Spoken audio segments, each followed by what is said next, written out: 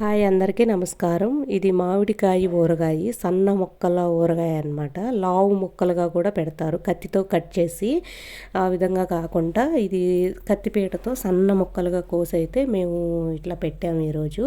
ఇది ఎలా తయారు చేయాలో చూద్దాము. ఫస్ట్ మామిడికాయల్ని నీట్గా శుభ్రంగా కడిగేసి ఆరబెట్టేయాలి. ఎందుకంటే నిల్వ ఉండేది కాబట్టి బాగా ఆరిపోవాలి, తడి ఉండకూడదు. ఈ విధంగా సన్న ముక్కలుగా కట్ చేసేయాలి.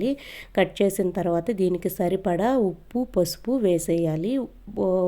ఉప్పు అయితే కల్లుప్పు తీసుకొని దాన్ని మెత్తగా మిక్సీకి వేసేసుకోవాలి. ఈ విధంగా అప్పట్లో అయితే దంచేవాళ్ళు, ఇప్పుడైతే మిక్సీకి వేసేస్తాం కదా, ఇట్లా ఈజీగా ఇట్లా వేసేసుకోవచ్చు. వేసిన తర్వాత ఈవెన్గా మొత్తం నీట్గా కలిసేలాగా కలుపుకోవాలి. ఇది కలిపి పక్కన పెట్టుకొని మనం ముందుగా ఏం చేసుకోవాలంటే ఆయిల్ని నీట్గా వేడి చేసి ఆవాలు, అదేవిధంగా ఎండుమిరపకాయలు వేసేసి దాంట్లో పక్కన పెట్టుకోవాలి. అది బాగా చల్లారుతుండగా మనం ఈ లోపల కారం, మెంతుల పొడి, ఇంగువ, అదేవిధంగా ఆవాల పొడి, ఆవాల్ని మెంతుల్ని మాత్రం నీట్గా దోరగా వేయించుకోవాలి. వేయించిన తర్వాతనే వేయాలి. అది అట్లా వేస్తేనే టేస్ట్ బాగుంటుంది, స్మెల్ కూడా బాగుంటుంది. ఈ విధంగా మెంతుల్ని, ఆవాల్ని ముందుగానే వేయించి పొడి కొట్టి పక్కన పెట్టుకోవాలి.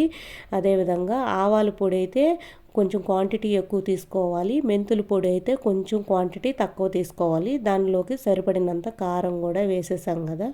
నీట్గా మొత్తం అన్నిటినీ కలిసేటట్టు బాగా కలుపుతూ ఉండాలి. ఈ విధంగా చిన్నగా కలిపేసేసి అట్లా రెండు మూడు సార్లు కలిపి పక్కన పెట్టుకోవాలి. తర్వాత మనం ఈ లోపల ఆల్రెడీ ముందుగా కాచి చల్లార్చి పెట్టుకోవాలి. ఆయిల్ బాగా చల్లారిపోవాలి, వేడి మీద వేయకూడదు.